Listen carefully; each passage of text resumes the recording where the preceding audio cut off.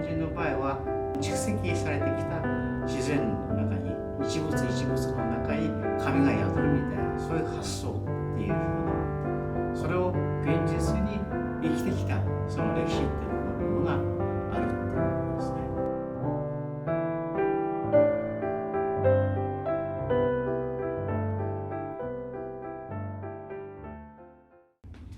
皆さんこんにちは。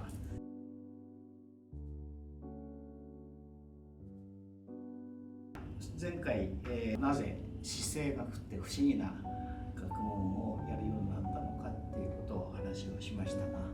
日本人の魂の深層、深いところの層に何があるのかっていう問題を次に、自分が求めるようになっていったわけです。それは日本人の霊魂観だとか、それから、高い観だとかっていうふうなもの、それで少しずつ宗教学の世界から民族学だとか文化人類学みたいなものの方向へ向かい、そのことによって熊野だとか、それから出雲だとか、そういう神話的な世界と、もう一つは、沖縄っていう民族の世界ですね。一種のシャーマニスティックな世界、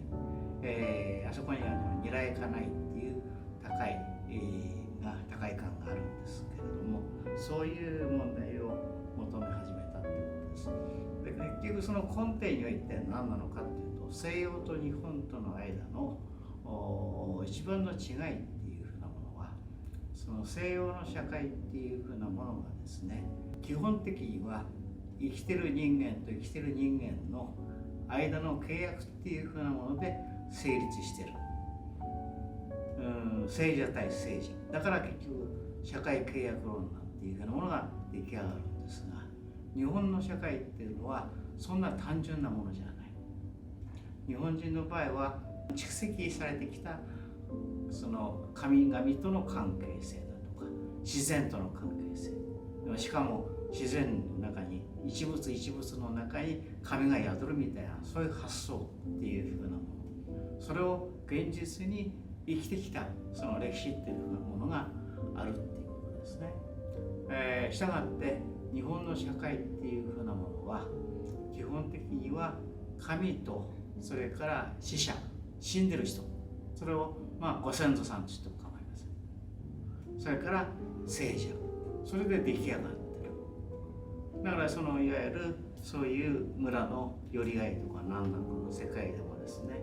基本的にはそういう人たちも含めたり、神様も含めたり、ご先祖様も含めたり、そういう世界の中から、だからもともとは3日間も4日間もかかるし、しかも全会一致です。多数決じゃないんで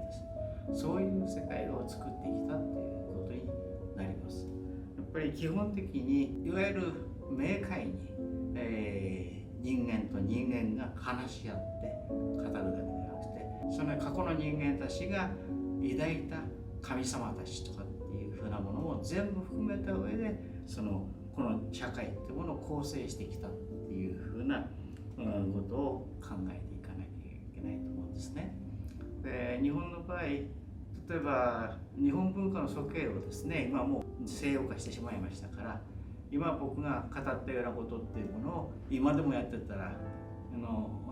非常に非効率的であって、もう今時3日間も4日間もかけてああでもないこうでもないっていう議論をしてたらば、もう世の中に追いついていけないっていうことがあるんですけども、ある意味でもやっぱりそういうものを含めていって、例えばこの原発をこの村に呼んでくるっていう時に議論がみんな錯綜してるだけじゃなくて、してしまうんですけれども、じゃあ原発をこの村にちょっと呼んでくるっていうことが自然にとってありがたいと思うんだろうか、あるいはご先祖様がそれを喜んでくれるだろうかっていうふうに考えていくところで、意外と非効率じゃなくて、むしろ逆にそうだよね、ここには必要ないよね、こんなところで呼んできちゃいかんよねっていうふうな形でうまく機能していくっていう感じがあるんですね。やっぱり人間が人間中心的になっていって、他の自然だとか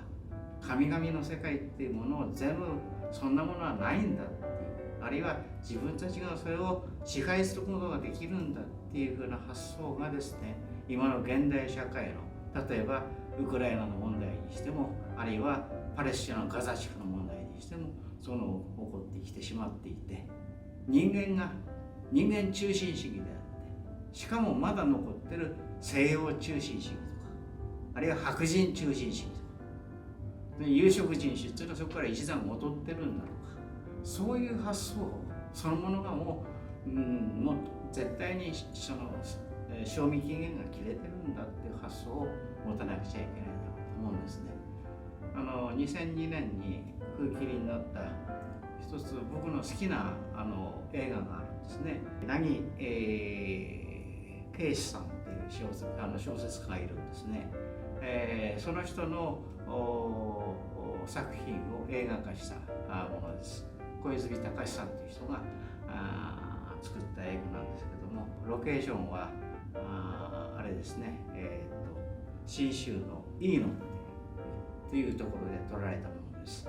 その映画の素晴らしさっていうのはどういうことかっていうと、日本人の社会の成り立ちっていうものが実に見事に描かれているということになります。例えばある夫婦がですね、その東京に住んでいた。で、旦那の方はある意味で売れない小説家で、奥さんの方は大学の医学部に勤めるすごい、エリートの医者。ところがそれがですね、ある意味でその奥さんの流産をきっかけにしてパニック障害を起こすようになってしまって、彼の田舎のに帰ってくるっていうですね、そこでいろんな出会いがあって、そのコミュニティの世界の中で彼ら自身が自分の日常的な世界っていうような健全性を戻していくっていう形になるんですけれども、その世界の中でですね、一番面白いのはその社会が同心円でできているっていうことです。夫婦の世界がまず真ん中にあって、それを取り巻くコミュニティがあって、そのコミュニティを取り巻く大自然というのがあって、その周りを全体を包み込んでいるのが阿弥陀さんの世界。これは阿弥陀堂だよりっていう作品なんですね。こういう形で日本の社会っていうものは作られてるっていう世界。これはもしかするとある意味で時代遅れなんですけれども、この時代遅れの日本の魂の在り方っていうふうなものが今のように人間と人間、社会と社会、あるいは国と国っていうふうなものが対立して収拾がつかなくて、もしかすると原爆が降ってくるような世界が起こってくるような、そういう世界の中で我々がやっぱり今まで排除したり、あるいは支配してしまっている、そういう人間中心的な社会っていうふうなものに対して、もともとは関係性の中であって、関係性の中で個人は個人の世界を作ってきたんだっていうふうな形をですね、これはもう一つの考える一つの方向性そのものっていうふうなもの、その核っていうものをもう一回考え直さなくちゃいけないんだろう。そういう意味において日本の社会っていうものはやっぱり、日本人のものの考え方、魂、命の問題とかっていうふうなものっていうのは世界を逆にリードするっていう形になっていくんじゃないだろうかっていうふうに考えるんです。今日のところはこんなところで失礼いたします。